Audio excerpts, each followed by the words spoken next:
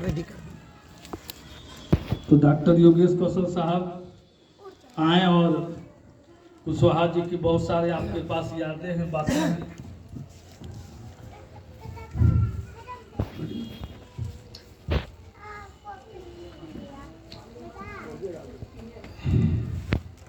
आदरणीय आज के कार्यक्रम के हमारे अध्यक्ष, चीफ गेस्ट, आचार्य, प्राचार्य और हमारे जितने भी पत्रकार हैं, कवि, साहित्यकार और विद्वतगण, सभी को आज के कार्यक्रम में इस झारखंड बिहार की संधि रेखा पर उपस्थित गांधीनगर इसीपुर के डॉक्टर तेजनारायण कुशवाहा आवास पर मैं स्वागत, वंदन और अभिनंदन करता हूं।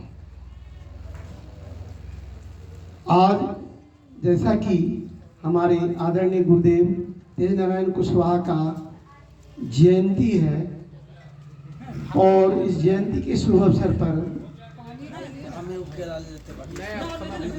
कृपया शांति बना के रखें। जयंती के शुभ अवसर पर मैं कहना चाहूँगा कि इनके साथ हमारी बहुत सारी यादें जुड़ी हुई हैं और मैं इनके साथ बहुत दूर दराज तक गया हूँ और यात्रा किया मैंने। तो सर्वप्रथम तो मैं बता रहा हूँ, इनके साथ ऐसे तो छोटे मोटे कभी सम्मेलनों में जाने का मौका मिला, लेकिन मैं इनके साथ इंदौर गया था।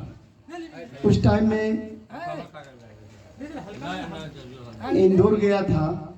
इंदौर में हिंदी साहित्य सम्मेलन का अधिवेशन हो रहा था और वहाँ पर विनय मोहन जैसे हस्ती पधारे हुए थे।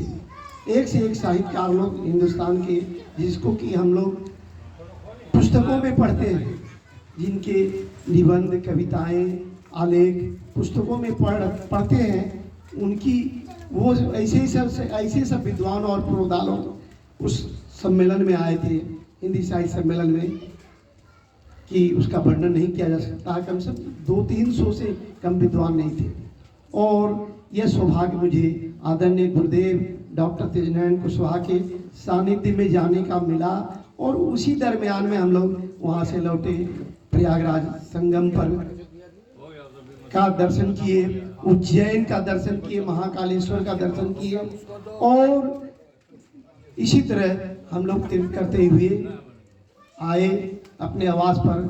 दूसरा मौका मिला कलकत्ता जैसे महानगरी में हिंदी साहित्य सम्मेलन के अधिवेशन में जाने के लिए, जिसमें डॉक्टर आशापूर्णा, विमल मित्र, जिसको ज्ञानपीठ पुरस्कार मिला था, ऐसे सब हस्ती आए हुए थे वहाँ पर।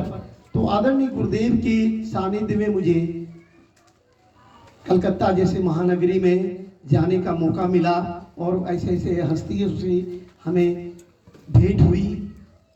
तीसरा सम्मेलन हुआ इलाहाबाद में, प्रयाग में, हिंदी साहित्य सम्मेलन का, तो उसमें भी जाने का मौका मिला। बाबा नागार्जुन से भेंट हुई, डॉक्टर महादेवी वर्मा से भेंट हुई, जिनको कि हम पुस्तकों में पढ़ते हैं, जिनके सानिध्य में जिनका दर्शन दुर्लभ है। ऐसे ऐसे महारथियों का और साहित्यकारों का हमें